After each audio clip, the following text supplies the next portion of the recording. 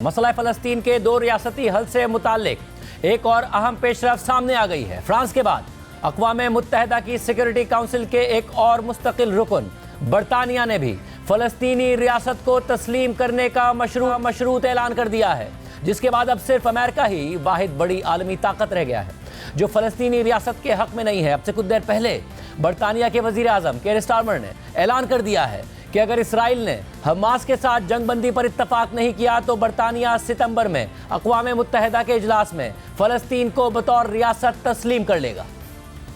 Our goal remains a safe and secure Israel alongside a viable and sovereign Palestinian state. But right now, that goal is under pressure like never before.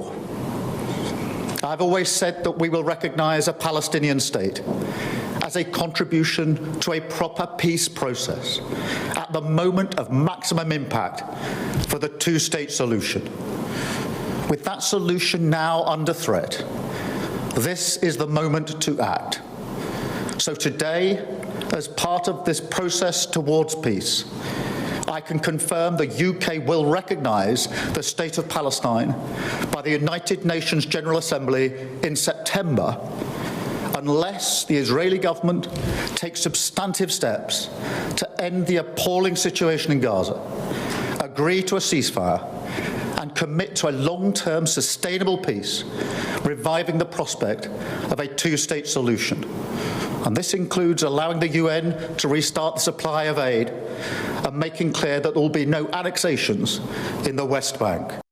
اس سے پہلے 25 جولائی کو فرانسیسی صدر Macron نے بھی ستمبر کے اقوام متحدہ اجلاس میں فلسطینی ریاست کو تسلیم کرنے کا اعلان کیا تھا، جس کے بعد برطانوی حکومت پر بھی فلسطینی ریاست کو تسلیم کرنے کے لیے دباؤ میں اضافہ ہو گیا، اور اب ایک غیر معمولی پیش رفت میں برطانیہ نے بھی فلسطینی ریاست کو تسلیم کرنے کا اعلان کر دیا ہے۔ واضح رہے کہ ان دونوں ممالک سے پہلے بھی متعدد یورپی ممالک فلسطینی ریاست کو تسلیم کر چکے ہیں، جن میں سویڈن، ناروے، اسپین اور آئرلینڈ جیسے ممالک شامل ہیں، مگر برطانیہ اور فرانس ان ممالک سے کافی زیادہ اثر و رسوخ رکھتے ہیں، کیونکہ یہ دونوں ممالک نہ صرف امریکہ اور اسرائیل کے اہم ترین یورپی اتحادی ہیں بلکہ G7 ممالک کے بھی رکن ہیں۔ برطانیہ کی جانب سے ہونے والا یہ اعلان اس لیے بھی اہمیت کا حامل ہے کیونکہ برطانیہ کی ہی وجہ سے مسئلہ فلسطین کا یہ معاملہ شروع ہوا تھا۔ پہلی جنگ عظیم کے دوران 1917 میں بیلفور ڈکلیریشن کے ذریعے برطانیہ نے اعلان کر دیا تھا کہ فلسطین میں یہودیوں کے لیے ایک الگ ریاست قائم کی جائے گی، اور یہ اعلان برطانیہ کے اس وقت کے وزیر خارجہ آرتھر بیلفور لکھے گئے ایک خط کی شکل میں سامنے آیا تھا۔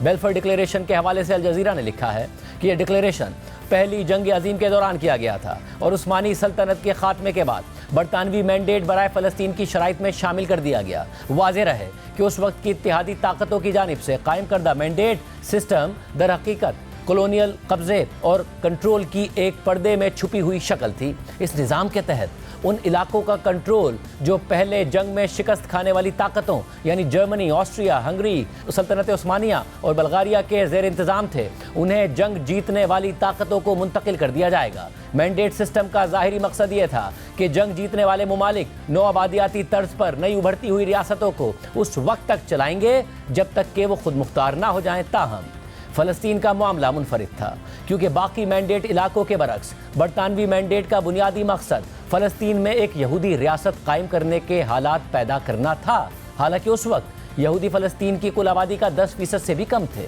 مینڈیٹ کے آغاز کے ساتھ ہی برطانیہ نے یورپی یہودیوں کی فلسطین آمد کو آسان بنانا شروع کر دیا۔ رپورٹ میں مزید لکھا ہے کہ اگرچہ بیلفور ڈکلیریشن میں یہ شرط شامل تھی کہ ایسا کچھ نہیں کیا جائے گا جو فلسطین میں موجود غیر یہودی کمیونٹیز کے شہری یا مذہبی حقوق کو نقصان پہنچائے، لیکن حقیقت میں برطانوی مینڈیٹ اس طرح ترتیب دیا گیا تھا کہ یہودیوں کو خود مختار حکومت قائم کرنے کے لیے ضروری وسائل فراہم کیے جائیں، اور یہ سب فلسطینی اربوں کی قیمت پر کیا گیا۔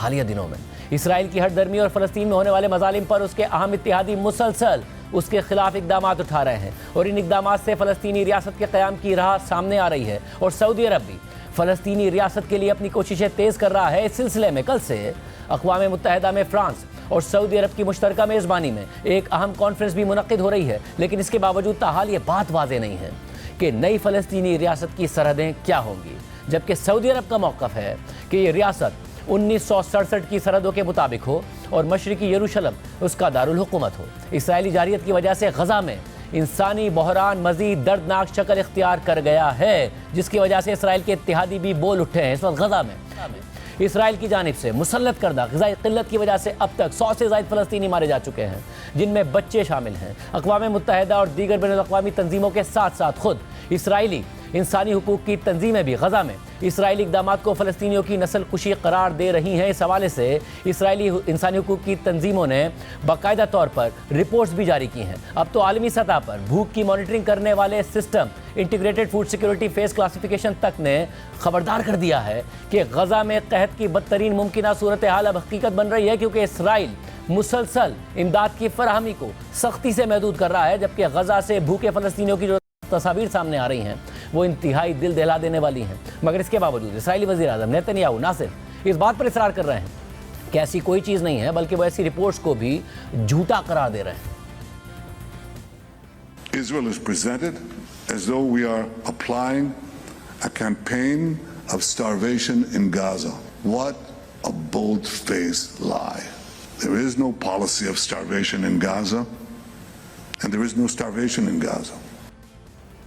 नेतन्याहू की जानिब से गजा में कोई कहत ना होने का दावा इस कदर बेबुनियाद है कि अब तो उनके सबसे बड़े हिमायती और इत्तेहादी अमरीकी सदर ट्रंप भी गजा की सूरत हाल का दिफा नहीं कर पा रहे हैं और नेतन्याहू के दावे के बरक्स गजा में भूख को एक हकीकत करार दे रहे हैं। कल स्कॉटलैंड में बरतानवी वज़ीर आज़म से मुलाकात के दौरान जब ट्रंप से गजा की सूरत हाल पर सवाल हुआ तो उन्होंने कहा कि गजा के बच्चे बहुत भूखे नज़र आते हैं, हम बहुत से लोगों को बचा सकते हैं, वहाँ पर हकीकी कहत साली है, मैं उसे देख रहा हूँ और ये झूठ नहीं हो सकता। Mr. President, Prime Minister Netanyahu said there's no starvation in Gaza. Do you agree with that assessment? I don't know. I mean, based on television, I would say not particularly, because those children look very hungry. It's crazy what's going on over there. We can save a lot of people. I mean, some of those kids that's real starvation stuff. I see it. And you can't fake that. So we're going to be even more involved.